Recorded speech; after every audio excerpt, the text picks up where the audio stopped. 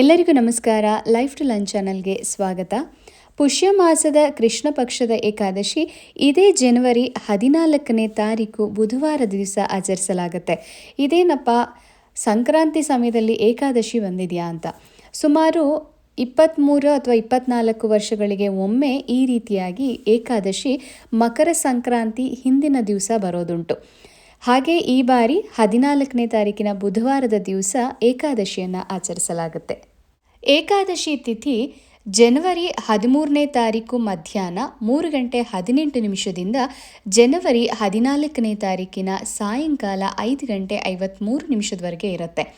ಹಾಗೆ ಸಾಯಂಕಾಲ 5:53 ನಂತರ ದ್ವಾದಶಿ ತಿಥಿ ಪ್ರಾರಂಭವಾಗುತ್ತೆ. ಈ ದಿನ ಅನುರಾಧ ಹಾಗೂ ಜ್ಯೇಷ್ಠ ನಕ್ಷತ್ರವಿದ್ದು ಅಮೃತ ಸಿದ್ಧಿ ಹಾಗೂ ಸರ್ವಾರ್ಥ ಸಿದ್ಧಿ ಯೋಗವನ್ನು ಒಳಗೊಂಡಿರುತ್ತೆ. ಈ ಏಕಾದಶಿಯನ್ನು ಷಟ್ತಿಲ ಏಕಾದಶಿ ಅಂತ ಕರೆಯಲಾಗುತ್ತೆ. ಇದೊಂದು ಬಹಳ ವಿಶೇಷವಾದಂತಹ ಏಕಾದಶಿ. ಹಾಗೆ ಈ ಏಕಾದಶಿಯ ಹೆಸರೇ ಹೇಳೋ ಹಾಗೆ ಷಟ್ ಅಂದರೆ 6, ತಿಲ ಅಂದರೆ 7. 6 ವಿಧವಾದ ಎಳ್ಳಿಗೆ ಸಂಬಂಧಿಸಿದಂತಹ ಏಕಾದಶಿ. ನಾವು ಏಕಾದಶಿಯನ್ನು ಮಾಡೋದ್ರಿಂದ ಎಂತಹ ಪಾಪಕರ್ಮಗಳಿದ್ರೂ ಸಹ ಕಳೆಯುತ್ತವೆ ಅಂತ ಪುರಾಣಗಳಲ್ಲೇ ಉಲ್ಲೇಖ ಮಾಡಲಾಗಿದೆ. ಮನುಷ್ಯನ ಜೀವನದಲ್ಲಿ ಅದರಲ್ಲೂ ಪಾಪವನ್ನು ಕಳೆಯೋದ್ರಲ್ಲಿ ಎಳ್ಳು ಬಹಳ ಮುಖ್ಯವಾದದ್ದು. ಆದ್ದರಿಂದಲೇ ಯಾರಾದರೂ ಮರಣ ಹೊಂದಿದರೆ ಅಲ್ಲಿನ ಕಾರ್ಯಗಳಲ್ಲಿ ಮಾಸಿಕ ವಾರ್ಷಿಕ ಶ್ರಾದ್ದಗಳಲ್ಲಿ ಕರಿ ಎಳ್ಳನ್ನು ಉಪಯೋಗಿಸ್ತೇವೆ. ಕಾರಣ ಆ ವ್ಯಕ್ತಿಯ ಪಾಪಕರ್ಮಗಳು ಕಳೆದು ಸದ್ಗತಿ ಸಿಗಲಿ ಅನ್ನುವಂತಹ ಉದ್ದೇಶದಿಂದ ಈ ಕರಿ ಎಳ್ಳನ್ನು ಬಳಸ್ತೇವೆ. ಹಾಗೆ ಮಕರ ಸಂಕ್ರಾಂತಿಯಲ್ಲಿ ಎಳ್ಳನ್ನು ದಾನ ಮಾಡ್ತೇವೆ. ಇದರಿಂದನೂ ಸಹ ನಮ್ಮ ಕರ್ಮಗಳು ಕಳೆಯಲಿ ಅಂತ. ಹಾಗೆ ಈ ಏಕಾದಶಿಯಲ್ಲಿ ಎಳ್ಳಿಗೆ ಸಂಬಂಧಿಸಿದ ಹಾಗೆ 6 ಕಾರ್ಯಗಳನ್ನು ಮಾಡಬೇಕು. ಮೊದಲನೇದಾಗಿ ಎಳ್ಳು ಅಥವಾ ಎಳ್ಳೆಣ್ಣೆಯನ್ನು ಮೈಗೆ ಹಚ್ಕೊಳ್ಬೇಕು. ಹಾಗೆ ಎಳ್ಳನ್ನು ಹಾಕಿದಂತಹ ನೀರಿನಿಂದ ಸ್ನಾನವನ್ನು ಮಾಡಬೇಕು. ಹೋಮದಲ್ಲಿ ಎಳ್ಳನ್ನು ಬಳಸಬೇಕು. ಎಳ್ಳಿನ ನೀರಿನಿಂದ ತರ್ಪಣವನ್ನು ಕೊಡೋದು. ಹಾಗೆ ಎಳ್ಳನ್ನು ತಿನ್ನಬೇಕು. ಅಂದರೆ ಎಳ್ಳನ್ನು ನಾವು ದ್ವಾದಶಿಯ ದಿವಸ ತಿನ್ನಬೇಕಾಗತ್ತೆ. ಹಾಗೆ ಎಳ್ಳಿನ ದಾನ. ಹೀಗೆ 6 ರೀತಿಯಾಗಿ ಎಳ್ಳಿನ ಕಾರ್ಯಕ್ಕೆ ಸಂಬಂಧಿಸಿದಂತಹ ಈ ಏಕಾದಶಿಯನ್ನು ಷಟ್ತಿಲ ಅಂತ ಕರೆಯೋದುಂಟು. ಈ ಒಂದು ಷಟ್ತಿಲ ಏಕಾದಶಿಯ ಮಹತ್ವವನ್ನು ತಿಳಿಸೋದಕ್ಕೇ ಕೃಷ್ಣ ಧರ್ಮರಾಯನಿಗೆ ಈ ಒಂದು ಮಹತ್ವಕ್ಕೆ ಸಂಬಂಧಿಸಿದಂತಹ ವ್ರತಕಥೆಯನ್ನು ಹೇಳ್ತಾ ಇದ್ದಾನೆ. ಹಿಂದೆ ಬ್ರಾಹ್ಮಣೆ ಅಂದರೆ ಬ್ರಾಹ್ಮಣ ಜಾತಿಯಲ್ಲಿ ಜನಿಸಿದಂಥ ಹೆಂಗಸೊಬ್ಳು ಇದ್ಲು. ಆಕೆ ಸಾಕಷ್ಟು ಪುಣ್ಯ ಕಾರ್ಯಗಳನ್ನು ಮಾಡ್ತಾ ಇದ್ಲಂತೆ.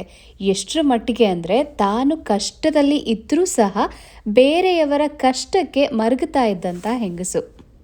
ಮನೆ ಇಲ್ಲದವರಿಗೆ ಮನೆಯನ್ನು ಕಟ್ಟಿಸ್ಕೊಡ್ತಾ ಇದ್ಲು. ಯಾವುದೇ ತೊಂದರೆ ಇದ್ದರೂ ಅದನ್ನು ಹೋಗಲಾಡಿಸಿ ಅವರಿಗೆ ಅನುಕೂಲವನ್ನು ಮಾಡಿಕೊಡ್ತಾ ಇದ್ಲು. ಇಷ್ಟೆಲ್ಲ ಜನರ ಕಷ್ಟಕ್ಕೆ ಆಗ್ತಾ ಇದ್ದಂಥ ಆಕೆ ಎಷ್ಟೇ ಸಹಾಯ ಮಾಡಿದ್ರೂ ಸಹ ಒಂದನ್ನು ಮಾತ್ರ ಮಾಡ್ತಾನೆ ಇರಲಿಲ್ಲ. ಅದೇನಪ್ಪ ಅಂದರೆ ಅನ್ನದಾನ. ಆಕೆ ಅಪ್ಪಿ ತಪ್ಪಿನೂ ಯಾರಿಗೂ ಅನ್ನದಾನವನ್ನು ಮಾತ್ರ ಮಾಡ್ತಾನೆ ಇರಲಿಲ್ವಂತೆ. ಅದಕ್ಕೆ ಉಳಿದ ಹಾಗೆ ಏನು ಬೇಕಾದರೂ ಕೊಡ್ತಾ ಇದ್ಲು. ಹೀಗಿರ್ಬೇಕಾದ್ರೆ ಭಗವಂತ ಶ್ರೀಮನ್ನಾರಾಯಣ ಎಲ್ಲವನ್ನ ಗಮನಿಸ್ತಾ ಇದ್ದಾಗ ಆತನಿಗೆ ಅನಿಸುತ್ತೆ, ಅಲ್ಲ ಇಷ್ಟೆಲ್ಲ ನಿಸ್ವಾರ್ಥವಾದಂತಹ ಪುಣ್ಯದ ಕೆಲಸವನ್ನು ಮಾಡ್ತಿರೋಂತಹ ಈಕೆಗೆ ಮರಣಾನಂತರ ಪುಣ್ಯಲೋಕ ಅಂತೂ ಖಂಡಿತ ಪ್ರಾಪ್ತಿಯಾಗತ್ತೆ. ಅದಕ್ಕೆ ಅನುಮಾನನೇ ಬೇಡ. ಆದರೆ ಈಕೆ ಅನ್ನದಾನವನ್ನು ಮಾತ್ರ ಮಾಡೇ ಇಲ್ಲ, ಮಾಡೋದಕ್ಕೆ ಒಪ್ಪುತ್ತಾನೂ ಇಲ್ವಲ್ಲ, ಒಬ್ಬರಿಗೂ ಒಂದು ತುತ್ತು ಆಹಾರವನ್ನು ಕೊಟ್ಟಿಲ್ಲ. ಇದು ಆಕೆಗೆ ಖಂಡಿತವಾಗ್ಲೂ ಕೆಡುಕನ್ನು ಉಂಟು ಮಾಡುತ್ತೆ. ಇದನ್ನು ಏನಾದರೂ ಮಾಡಿ ಸರಿ ಮಾಡಲೇಬೇಕು ಅಂತ ಭಗವಂತ ಒಮ್ಮೆ ಒಬ್ಬ ಸನ್ಯಾಸಿಯ ವೇಷದಲ್ಲಿ ಆ ಹೆಂಗಸಿನ ಮನೆಯ ಬಳಿ ಬಂದು ಭಿಕ್ಷೆಯನ್ನು ಕೇಳ್ತಾನೆ. ಆಕೆಗೆ ಬಹಳ ಆಶ್ಚರ್ಯವಾಗುತ್ತೆ. ನಾನು ಯಾರಿಗೂ ಭಿಕ್ಷೆ ಕೊಡೋದಿಲ್ಲ, ಹಾಗಾಗಿ ಯಾರು ನನ್ನ ಮನೆ ಬಾಗಿಲಿಗೆ ಬರೋದೇ ಇಲ್ವಲ್ಲ, ಯಾರಿದು ಭಿಕ್ಷೆಯನ್ನು ಕೇಳಿ ಬಂದಿರೋದು ಅಂತ ಆಚೆ ಬಂದು ನೋಡ್ತಾಳೆ. ಸನ್ಯಾಸಿ ಬಹಳ ಕೋಪ ಬಂದ್ಬಿಡುತ್ತೆ ಆ ಕಡೆಗೆ. ವಿಪರೀತ ಕೋಪಗೊಂಡು ಸುತ್ತಮುತ್ತಲು ನೋಡ್ತಾಳೆ. ಅಲ್ಲೇ ಇದ್ದಂತಹ ಒಂದು ಮಣ್ಣಿನ ಹೆಂಟೆಯನ್ನು ತಗೊಂಡು ಬಂದು, ತಗೋ ಇದೇ ನಿನ್ನ ಭಿಕ್ಷೆ ಅಂತ ಆ ಸನ್ಯಾಸಿಯ ಭಿಕ್ಷಾ ಪಾತ್ರೆಗೆ ಹಾಕಿಬಿಡ್ತಾಳಂತೆ. ಯಾವ ಸಹಾಯವನ್ನು ಬೇಕಾದರೂ ಮಾಡುವಂಥ ಹೆಂಗಸು ಅನ್ನವನ್ನು ಮಾತ್ರ ಯಾರಿಗೂ ಕೊಡೋದಿಲ್ಲ. ಸರಿ, ಸನ್ಯಾಸಿ ರೂಪದಲ್ಲಿದ್ದಂಥ ಭಗವಂತ ಅದನ್ನೇ ತಗೊಂಡು, ಇದೇ ನನ್ನ ಭಿಕ್ಷೆ ಅಂತ ನೀನು ಕೊಟ್ಟಿದ್ದಿ ತಾಯಿ, ನಾನು ಇದನ್ನೇ ಸ್ವೀಕರಿಸ್ತೀನಿ ಅಂತ ಹೇಳಿ ಹಿಂತಿರುಗಿ ಹೋಗಿಬಿಡ್ತಾನಂತೆ. ಕಾಲಾನಂತರದಲ್ಲಿ ಆ ಹೆಂಗಸು ಮರಣವನ್ನು ಹೊಂದುತ್ತಾಳೆ, ಸ್ವರ್ಗಲೋಕವನ್ನು ಸೇರ್ತಾಳೆ. ಅಪಾರ ಜನಸೇವೆಯನ್ನು, ಭಗವಂತನ ಪೂಜೆಯನ್ನು, ಅದರಲ್ಲೂ ಭಗವಂತನನ್ನು ಬಹಳ ಭಕ್ತಿಯಿಂದ ಆರಾಧಿಸ್ತಾ ಇರ್ತಾಳೆ. ಆದ್ದರಿಂದ ಅವಳ ಎಲ್ಲ ಒಂದು ಪೂಜಾ ಫಲಕ್ಕೆ ಸ್ವರ್ಗ ಪ್ರಾಪ್ತಿಯಾಗತ್ತೆ. ಸ್ವರ್ಗದಲ್ಲಿ ಆಕೆ ಭಗವಂತನನ್ನು ನೋಡ್ತಾಳಂತೆ.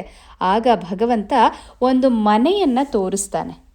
ಆ ಮನೆಯನ್ನು ತೋರಿಸಿ, ನೀನು ಮಾಡಿದಂತಹ ಪುಣ್ಯದ ಕಾರ್ಯಗಳಿಂದ ನಿನಗೆ ಈ ಸ್ವರ್ಗ ಸುಖ ಪ್ರಾಪ್ತಿಯಾಗಿದೆ ಅಂತ ಹೇಳಿದಾಗ ಸರಿ ಖುಷಿಯಿಂದ ಆ ಮನೆ ಒಳಗಡೆ ಹೋಗ್ತಾಳೆ. ಮನೆ ಆಚೆ ಕಡೆಯಿಂದ ಸಕಲ ವೈಭವದಿಂದ ಕಂಗೊಳಿಸ್ತಾ ಇರತ್ತಂತೆ. ಆದರೆ ಮನೆ ಒಳಗಡೆ ಹೋಗಿ ನೋಡ್ತಾಳೆ, ಏನೂ ಇರೋದಿಲ್ಲ, ಒಂದು ಮಣ್ಣಿನ ಕುಟೀರವಾಗಿರುತ್ತೆ.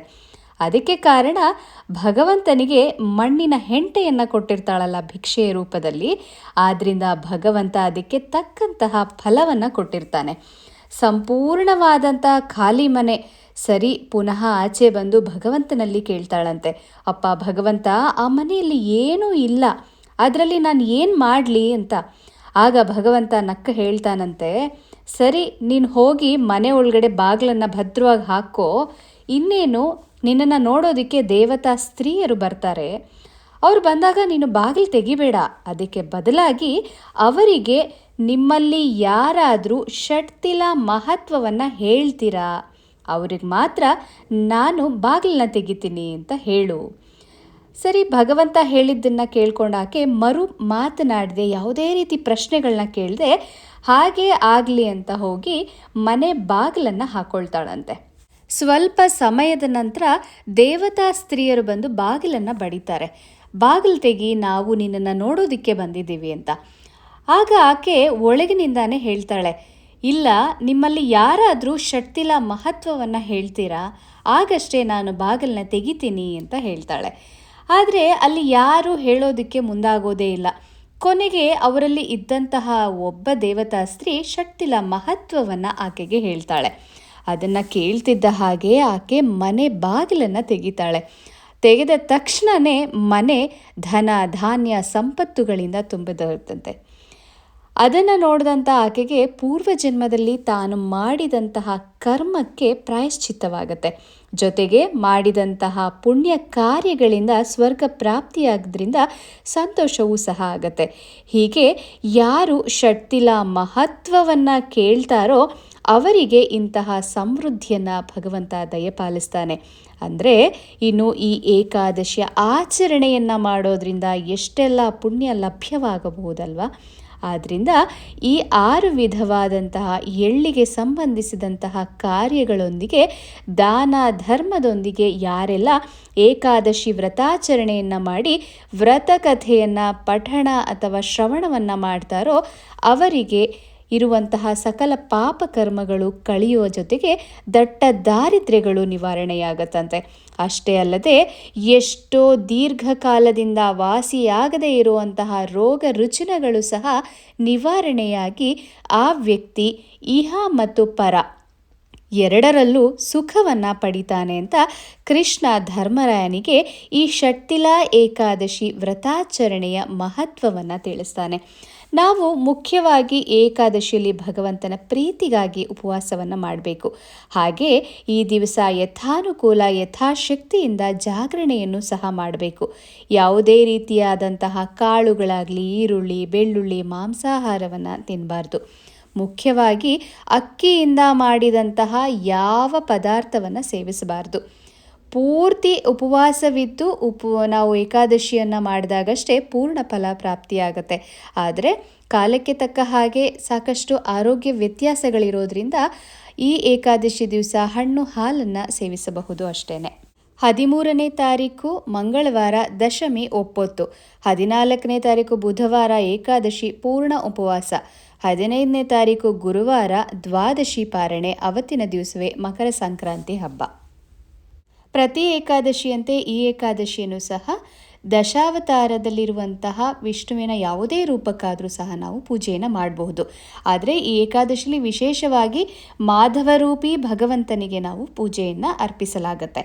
ಹಾಗಾಗಿ ಮಾಧವರೂಪಿ ಭಗವಂತನಿಗೆ ವಿಶೇಷವಾಗಿ ತುಳಸಿಯಿಂದ ಅಷ್ಟೋತ್ತರ ಪಾರಾಯಣೆಯನ್ನು ಮಾಡಿ ವಿಷ್ಣು ಸಹಸ್ರನಾಮ, ಶ್ರೀಹರಿ ಸ್ತೋತ್ರ, ಭಗವದ್ಗೀತೆ ಪಠಣೆ, ನಾರಾಯಣ ಕವಚ, ದಶಾವತಾರ ಶ್ಲೋಕ ಹೀಗೆ ನಿಮಗೆ ಬರುವಂತಹ ಯಾವುದೇ ಭಗವಂತನ ನಾಮಾವಳಿಗಳನ್ನು ಸಹ ನೀವು ಭಗವಂತನಿಗೆ ಹೇಳಬಹುದು. ಈ ದಿನ ಭಗವಂತನಿಗೆ ಹಾಲು ಸಕ್ಕರೆಯನ್ನು ನೈವೇದ್ಯ ಮಾಡಬೇಕು. ಹಾಗೆ ಹುಳಿ ಇಲ್ಲದಂತಹ ಹಣ್ಣುಗಳನ್ನು ನೈವೇದ್ಯ ಮಾಡಬೇಕು. ಜೊತೆಗೆ ಷಟ್ಟಿಲ ಏಕಾದಶಿ ಆಗಿರೋದ್ರಿಂದ ಎಳ್ಳು ಬೆಲ್ಲವನ್ನು ಸಹ ನೈವೇದ್ಯ ಮಾಡೋದುಂಟು. ಆದರೆ ನಾವು ಅದನ್ನು ಸೇವಿಸೋ ಹಾಗೆ ಇಲ್ಲ. ಹಾಗೆ ಈ ದಿವಸ ಶನಿಯನ್ನು ಪ್ರಸನ್ನಗೊಳಿಸೋದಕ್ಕೆ ಎಳ್ಳಿನ ದೀಪವನ್ನು ಹಚ್ಚೋದು ಅಥವಾ ಎಳ್ಳೆಣ್ಣೆಯನ್ನು ಬತ್ತಿ ಸಮೇತವಾಗಿ ದಾನವನ್ನಾಗಿ ಕೊಡೋದ್ರಿಂದ ಶನಿ ದೋಷಗಳು ನಿವಾರಣೆಯಾಗತ್ತೆ. ಹಾಗೆ ಕಣ್ಣಿಗೆ ಸಂಬಂಧಿಸಿದಂತಹ ದೋಷಗಳು ಸಹ ನಿವಾರಣೆಯಾಗತ್ತೆ ಅಂತ ಹೇಳ್ತಾರೆ. ಇನ್ನು ಮಾರನೇ ದಿವಸ 15ನೇ ತಾರೀಕು ದ್ವಾದಶಿ. ಈ ದಿವಸ ಸೂರ್ಯೋದಯಕ್ಕೆ ಮುಂಚೆನೇ ಎದ್ದು ಸ್ನಾನ ಪೂಜೆಯನ್ನು ಮುಗಿಸಿ ಇವತ್ತಿನ ದಿವಸ ಹಬ್ಬ ಆಗಿರೋದ್ರಿಂದ ಸಕಲ ಸಿದ್ಧತೆಗಳನ್ನು ನಾವು ಮಾಡ್ಕೊಂಡಿರಬೇಕು. ಬೆಳಿಗ್ಗೆ 6:46 9 ಗಂಟೆ ಒಳಗಡೆ ದ್ವಾದಶಿ ಪಾರಣೆಯನ್ನು ಮಾಡಬೇಕು. ಈ ದಿವಸ ಯಥಾನುಕೂಲವಾಗಿ ಅನ್ನದಾನವನ್ನು ಮಾಡೋದ್ರಿಂದ ಏಕಾದಶಿಯ ಪೂರ್ಣ ಫಲ ಸಿಗುತ್ತೆ. ಯಾವುದಾದ್ರೂ ದೇವಾಲಯದಲ್ಲಿ ಪ್ರಸಾದ ವಿನಿಯೋಗವನ್ನು ಮಾಡೋದ್ರಿಂದ ಹಾಗೆ ಎಳ್ಳಿನ ದಾನದಿಂದ ಬಹಳ ವಿಶೇಷವಾದ ಫಲಗಳು ಪ್ರಾಪ್ತಿಯಾಗುತ್ತೆ. ಈ ದಿವಸ ಭಗವಂತನಿಗೆ ಎಳ್ಳಿನಿಂದ ಮಾಡಿದಂತಹ ಸಿಹಿ ನೈವೇದ್ಯವನ್ನು ಸಹ ಅರ್ಪಿಸೋದುಂಟು. ಮೊದಲು ಮನೆ ದೇವರಿಗೆ ಪೂಜೆಯನ್ನು ಮಾಡಬೇಕು. ನಂತರ ಒಂದು ಪಾತ್ರೆಯಲ್ಲಿ, ಒಂದು ಚಿಕ್ಕದಾದಂತಹ ಪಾತ್ರೆಯಲ್ಲಿ ಪೂರ್ತಿಯಾಗಿ ಬಿಳಿ ಎಳ್ಳನ್ನು ತುಂಬಿ ಅದರ ಮೇಲೆ ತಾಂಬೂಲ ದಕ್ಷಿಣೆಯನ್ನು ಇಟ್ಟು ಈ ಎಳ್ಳಿನಿಂದ ನನ್ನೆಲ್ಲ ಕಷ್ಟಗಳು, ದಾರಿದ್ರ್ಯಗಳು, ಪೂರ್ವಜನ್ಮದ ಕರ್ಮಗಳೆಲ್ಲ ಕಳೆದು ಹೋಗಲಿ ಅಂತ ಸಂಕಲ್ಪವನ್ನು ಮಾಡಿಕೊಂಡು ದೇವರ ಮುಂದೆ ಇಟ್ಟು ನಮಸ್ಕಾರವನ್ನು ಮಾಡಬೇಕು. ನಂತರ ಅದನ್ನು ಸಾಯಂಕಾಲ ಯಾವುದಾದ್ರೂ ವಿಷ್ಣು ದೇವಾಲಯಕ್ಕೋ ಅಥವಾ ಅಲ್ಲಿರುವಂತಹ ಬ್ರಾಹ್ಮಣರಿಗೆ ಕೊಟ್ಟು ನಮಸ್ಕಾರವನ್ನು ಮಾಡಬೇಕು. ಈ ಒಂದು ಪದ್ಧತಿಯನ್ನು ಶಾಸ್ತ್ರಗಳಲ್ಲಿ ಉಲ್ಲೇಖಿಸಲಾಗಿದೆ. ಈ ಏಕಾದಶಿಯ ದಿವಸವೇ ಭೋಗಿ ಹಬ್ಬ ಇರುತ್ತೆ. ಭೋಗಿ ಹಬ್ಬ ಎಲ್ಲರ ಮನೆಯಲ್ಲೂ ಏನು ಆಚರಣೆ ಮಾಡೋದಿಲ್ಲ, ಕೆಲವೊಬ್ಬರು ಮನೆಯಲ್ಲಿ ಆಚರಣೆ ಮಾಡ್ತಾರೆ. ಭೋಗಿ ಹಬ್ಬ ಅಂದರೆ ಏನು? ಭೋಗಿ ಹಬ್ಬ ಅಂದರೆ ಹಳೆಯದನ್ನು ತೊರೆದು ಹೊಸದನ್ನು ಪಡೆದು ಸಂಭ್ರಮಿಸುವಂತಹ ದಿವಸ. ಪ್ರತಿಯೊಬ್ಬರ ಜೀವನದಲ್ಲೂ ಇರುವಂತಹ ನಕಾರಾತ್ಮಕ ಯೋಚನೆಗಳೆಲ್ಲ ಹೋಗಿ ಸಕಾರಾತ್ಮಕ ಚಿಂತನೆಯೊಂದಿಗೆ ಮುನ್ನಡೆಯೋದಕ್ಕೆ ನಾವು ಮಾಡುವಂತಹ ಒಂದು ಹಬ್ಬ.